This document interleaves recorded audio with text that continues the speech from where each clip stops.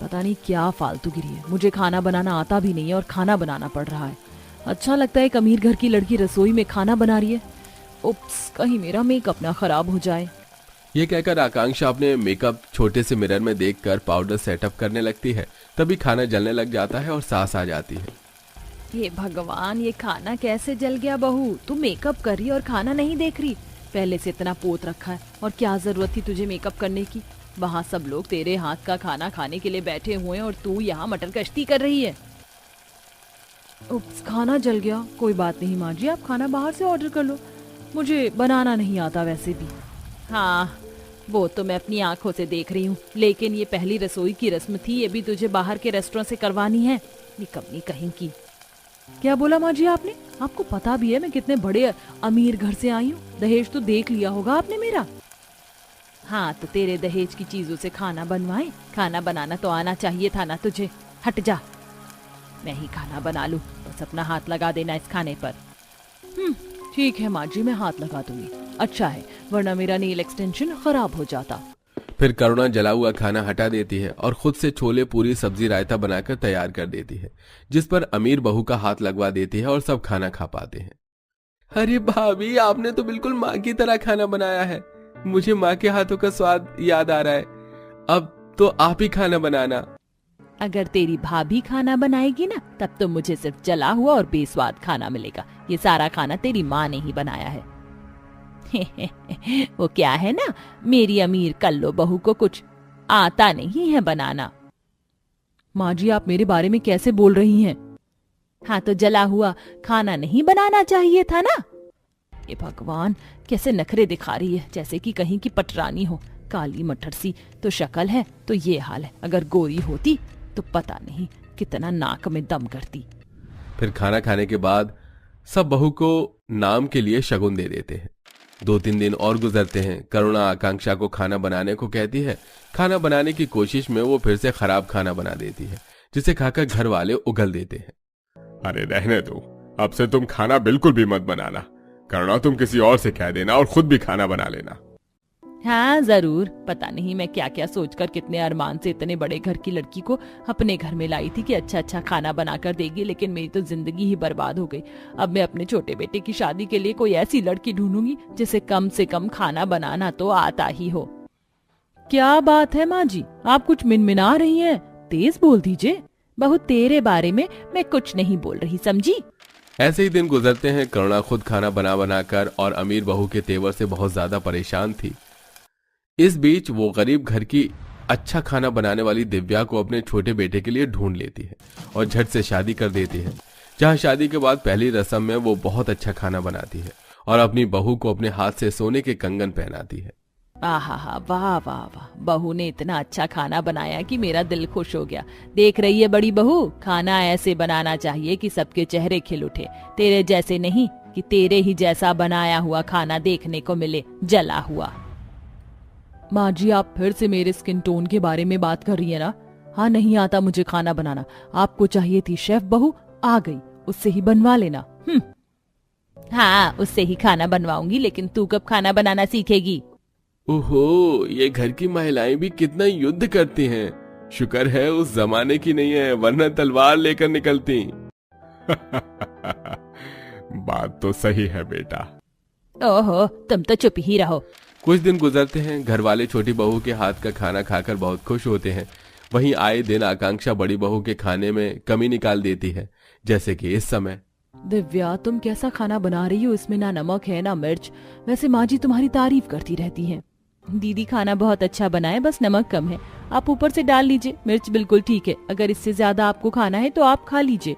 मुझसे ज्यादा आपको इस घर में टाइम हो गया और आपको मिर्च का अंदाजा नहीं है। 2 दिन की आई हुई मुझसे जुबान चलाने लगी। भूलो मत, तुम एक गरीब परिवार से हो और मैं अमीर परिवार से। जभी तो आपने खाना बनाना नहीं सीखा और माँ जी से इतना सुनती रहती हैं। कम से कम मैं सबको अच्छा खाना बनाकर तो खिला सकती हूँ, वरना आपके राज में तो ससुराल वाले भूखे ही रह जाएंगे। बस करो तुम दोनों लड़ना। फिर दोनों बहू चुपचाप खाना खाते हैं। ऐसे ही शाम के टाइम। अरे आकांक्षा बहू, जरा चाय बना दे। नहीं नहीं, तू मत बना, वरना अपनी जैसी काली चाय बना कर ले आएगी। दिव्या बहू, तू बना कर ला। हाँ हाँ माँ जी। ये कहकर दिव्या अपनी सास के लिए चाय बनाकर लाती है, जहां वो सास के सामने अपने हाथ को चाय से मैच करके दिखाती है। मेरे से अलग है चाय, दूध वाली चाय।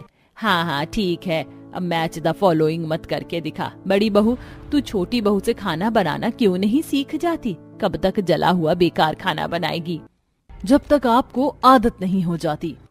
आकांक्षा उठकर वहां से चली जाती है। कुछ दिनों में करुणा को समझ में आ जाता है कि वो बिल्कुल भी खाना बनाना नहीं सीखना चाहती, इसीलिए वो दोनों बहू की रसोई का बंटवारा कर देती है, जिसे सुन दोनों हैरान हो जाती हैं। माँ जी, मुझसे कोई गलती हुई है क्या? आप रसोई का बंटवारा क्यों कर रही हैं? सासू माँ, क्यों बंटवारा कर रही है? मुझे तो खाना बनाना भी नहीं आता। इसीलिए बंटवारा कर रही हूँ ताकि तुझे खाना बनाना आ जाए। वैसे भी तुझे बड़ी बहू के हाथ का खाना पसंद नहीं है, कभी वो नमक मिर्च डाल देती है, कभी कुछ, और अपने पति का अलग बनाएगी, और जहाँ मन करेगा मैं उस बहू के हाथ का खाना खा लूंगी। माँ जी, ये गलत है। कोई बात नहीं, मैं अपने लिए मैगी चाय कॉफी बनाकर रह लूंगी। काश दोनों बहू के बीच जो बंटवारा कराया उससे बड़ी बहू खाना बनाना सीख जाए, क्योंकि छोटी बहू तो रह ही लेगी। बंटवारे की शाम आकांक्षा अपने लिए मैगी बनाती है तो उसे भी जला देती है। ओ नो, ये क्या हो गया? मुझसे तो मैगी भी जल गई। सच में मैं किसी काम की नहीं हूँ, पर कोई बात नहीं, भूख लग रही है, जल्दी से ऑर्डर कर देती हूँ। आकांक्षा रसोई में खड़े खड़े फोन पर खाना ऑर्डर करती है। इतने में जली हुई मैगी की बदबू से सास बहू आ जाती है। ये क्या किया आकांक्षा बहू तूने? मैगी भी जला दिया। सुबह तो तू बहुत कुछ बोल रही थी। तो क्या करूँ माँ जी, नहीं बनी मुझसे मैगी भी। चुल्लू भर पानी में डूब मर। 5 साल का बच्चा भी खुद से मैगी बना लेता है, पर तुझसे वो भी नहीं हुआ बहू। क्या दीदी, आप भाई साहब को क्या खाना खिलाओगी? कोई बात नहीं, मैं खाना बना दूंगी। नहीं बहू, मैंने बंटवारा इसलिए नहीं किया कि तू ही खाना बनाएगी, तभी आकांक्षा खुद अपने पति को खाना बनाकर देना चाहे जैसे भी दे। बंटवारे का मतलब यही है कि अलग अलग खाना खाना होगा आपसे। ठीक है माँ जी। फिर दिव्या अपने बंटवारे की तरफ खाना बनाना शुरू करती है और आकांक्षा गुस्से से मुंह फुलाकर कमरे में चली जाती है और उसके ऑर्डर के खाने को ही दोनों पति पत्नी खाना खाते हैं। सुमित बिल्कुल भी बाहर का खाना खाकर खुश नहीं होता। मजबूरन कभी ड्राई फ्रूट्स तो कभी दूध पीकर ऑफिस चला जाता है। बंटवारे के दौरान आकांक्षा कभी खाना जलाती तो कभी खुद भी भूखे पेट रहती। वहीं दिव्या अच्छा अच्छा खाना बनाकर परिवार को खिलाती है, जिससे आकांक्षा का भी जी ललचाता है। ठीक है, इतने छोले भटूरे बनाए हैं, मैं भी छोले भटूरे बनाऊंगी। हाँ, क्या करना था, कुकर में छोले रखने थे। बनाती हूँ टेस्टी से छोले भटूरे, माँ जी को भी फक्र होगा। ये कहकर आकांक्षा कुकर में छोले उबालने के लिए रखती है और हेडफोन लगाकर साइड में मैगजीन देखने लगती है। आधे घंटे में काफी ज्यादा सीटी आ जाती है और इतने में रसोई में सांस आ जाती है कि कुकर फट जाता है, जिससे छोले और कुकर का ढक्कन हवा में उड़ जाता है। खुशकिस्मती से दोनों बच जाते हैं, पर डरे हुए भी थे। तभी छोटी बहू आती है। क्या हुआ माँ जी? जेठानी जी, आप दोनों ठीक तो हैं? ये अचानक से आवाज, हे भगवान, ये कुकर कैसे फट गया? ये निकम्मी बेलुड़ी बेड़ा गर्क करने वाली कल्लो बहू है ना, सब इसी की वजह से हुआ है। किस्मत है इसकी और मेरी कि मैं बच गई, और इस कुकर को भी मेरे आने पर ही ब्लास्ट होना था। अरे जब तुझे खाना बनाना आता नहीं है तो क्यों बनाने की कोशिश कर रही थी? कुकर में पानी होगा नहीं और फट गया। माँ जी, मैं देवरानी को देखकर छोले भटूरे बनाने की कोशिश कर रही थी। मेरा भी मन कर रहा था अच्छा खाना बनाने का, पर मुझे नहीं पता था कि कुकर फट जाएगा।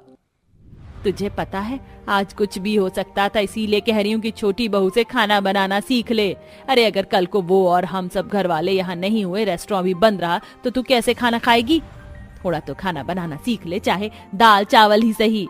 मुझसे गलती हो गई माँ जी, पर अब से मैं खाना बनाना जरूर सीखूंगी। दिव्या, तुम मुझे सिखाओगी ना? हाँ दीदी, जरूर। अपने घमंड को छोड़ आकांक्षा अपनी देवरानी से खाना बनाना सीखती है, जिसके बाद खुद से खाना बनाकर घर वालों को खुश रखती है और करुणा बंटवारे को भी खत्म कर देती है। मेरी अमीर और गरीब दोनों ही बेटी की शादी की सालगिरह है। अब एक के घर जाऊं और एक के घर नहीं तो अच्छा थोड़ी ना लगेगा। मैं अपनी दोनों बेटी दामाद के लिए अपने हाथों का बनाया हुआ ड्रेस ले जाऊंगी, बस उन्हें पसंद आ जाए मेरा गिफ्ट। पर मेरी अमीर बेटी ने मुझे बुलाया नहीं है, उसने ऐसा क्यों किया होगा? अरे काम बहुत है, भूल गई होगी। अपनी दोनों बेटी की सालगिरह के लिए पार्वती बहुत खुश हो रही थी, पर ऐसा भी क्या था कि एक बेटी ने अपनी माँ को इनवाइट ही नहीं किया था और पार्वती को ऐसा लग रहा था कि काम में बिजी होने की वजह से भूल गई होगी। इन्हीं सब कश्मकश को जानने के लिए हमें कहानी में थोड़ा पीछे चलना पड़ेगा। मैं आज बहुत खुश हूँ। एक ही जगह मेरी दोनों बेटी का रिश्ता जो लग गया है। अब तुम दोनों बहनें एक ही मोहल्ले में रहोगी। पर माँ, तुम तो जानती हो ना, मुझे अपनों से दूर रहना था।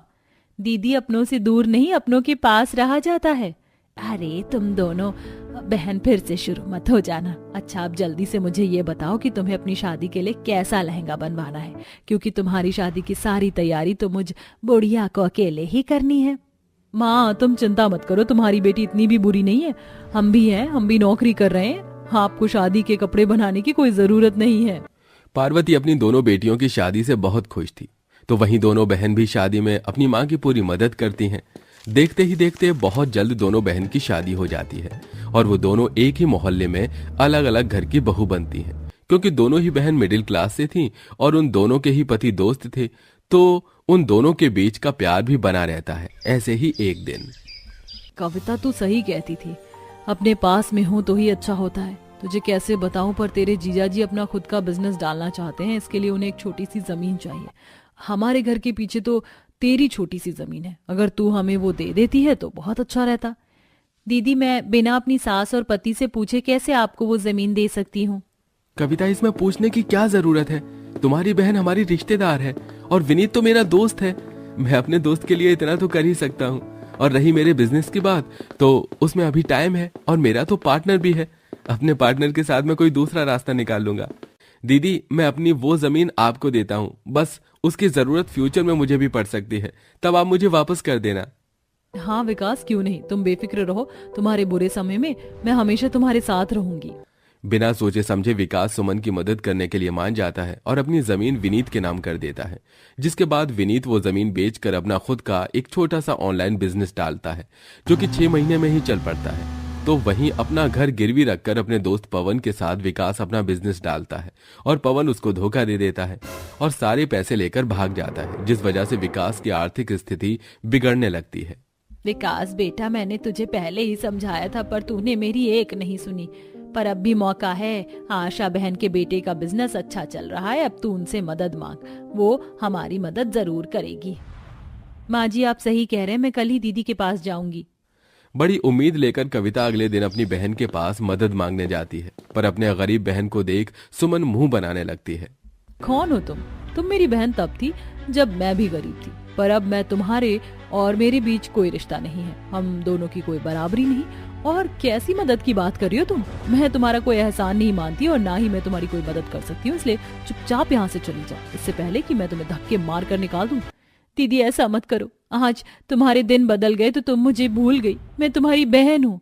अरे, जब कह दिया है ना मेरी बहू ने कि तेरा उससे कोई रिश्ता नहीं है, तो क्यों पीछे पड़ी है? और रही रिश्तेदारी की बात, तो तू 6 महीने पहले तक मेरी बहू की बहन थी, पर अब तेरा हमसे कोई रिश्ता नहीं और ना ही कोई बराबरी है। अमीर होते हुए ही सुमन अपना रंग बदल देती है और अपनी बहन से सारे रिश्ते नाते तोड़ देती है। ऐसे ही कुछ दिन बीत जाते हैं और दोनों ही बहन की शादी की सालगिरह नजदीक आने लगती है। जहां एक तरफ अपनी शादी की सालगिरह से कविता और उसका पूरा परिवार दुखी था, तो वहीं सुमन अपनी पहली शादी की सालगिरह पर बहुत ज्यादा खुश थी। विनीत जी, ये हमारी पहली शादी की सालगिरह है और अब तो हमारे पास पैसों की भी कमी नहीं है। भगवान की कृपा से आपका बिजनेस भी चल रहा है, क्यों ना हम घर में छोटी सी पार्टी रखें? अरे, तुमने तो मेरे मुंह की बात छीन ली। इस पार्टी में मैं अपनी मीटिंग का भी प्लान करूंगा और बड़े बड़े लोगों को बुलाकर उनसे डील भी कर लूंगा। मेरा काम और आगे बढ़ेगा।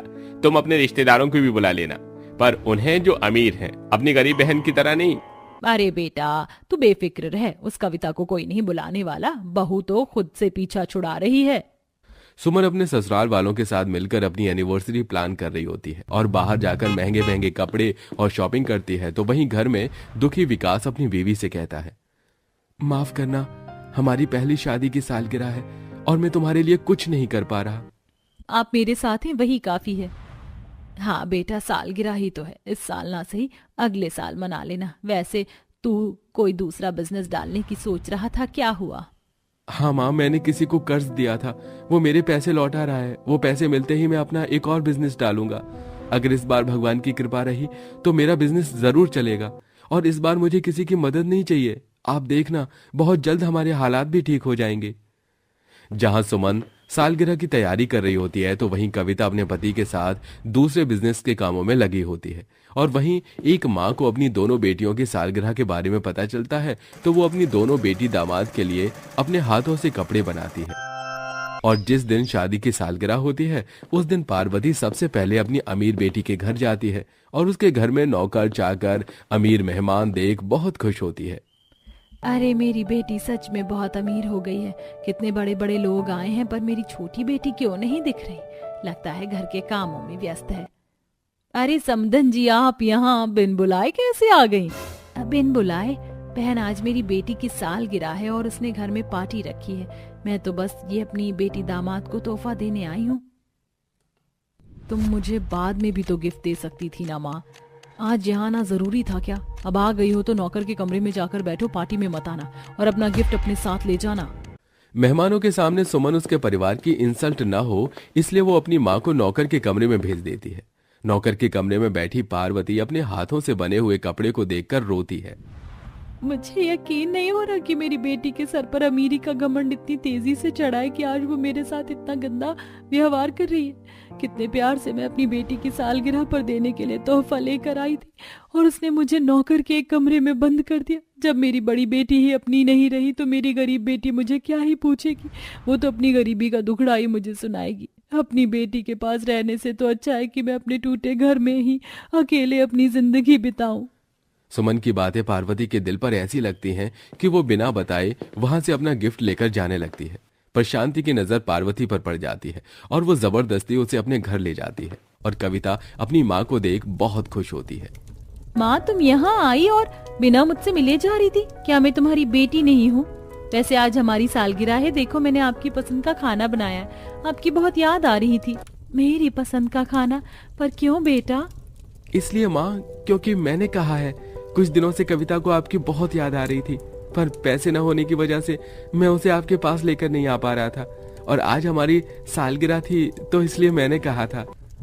माँ, ये तुम्हारे हाथों में क्या है? क्या तुम हमारे लिए कोई गिफ्ट लाई हो? नहीं बेटा, ये गिफ्ट तुम्हें पसंद नहीं आएगा। रहने दो इसे, मैं अपने साथ वापस घर ले जाऊंगी। ऐसे कैसे आपका तोहफा पसंद नहीं आएगा बहन जी? माँ का प्यार है, आप तो जो दोगी बच्चों को वो उन्हें अच्छा ही लगेगा। अब जबरदस्ती कविता अपनी माँ के हाथ से वो गिफ्ट ले लेती है और खोलकर देखती है और कपड़े देख अपनी माँ को गले से लगा लेती है। माँ, दीदी की आंखों पर अमीरी की पट्टी बंध चुकी है इसलिए उन्हें आपका प्यार नजर नहीं आया, पर मुझे सब नजर आ रहा है। मुझे आपका ये तोहफा बहुत पसंद आया। अपनी गरीब बेटी से मिलकर पार्वती के दिल को बहुत सुकून मिलता है और गरीब बेटी उसकी अच्छी सी खातिरदारी करती है। सब एक साथ बैठकर उस गरीब मढ़ई में सालगिरह की दावत का मजा लेते हैं और इसी तरह समय गुजरता है। बीतते दिनों के साथ कविता के हालात भी सुधरने लगते हैं और पार्वती की बड़ी बेटी तो घमंड में चूर होकर अपनी माँ को ही भूल जाती है, जिसके चलते पार्वती अब सिर्फ कविता से ही अपना रिश्ता रखती है और उसके घर आना जाना उसका लगा रहता है।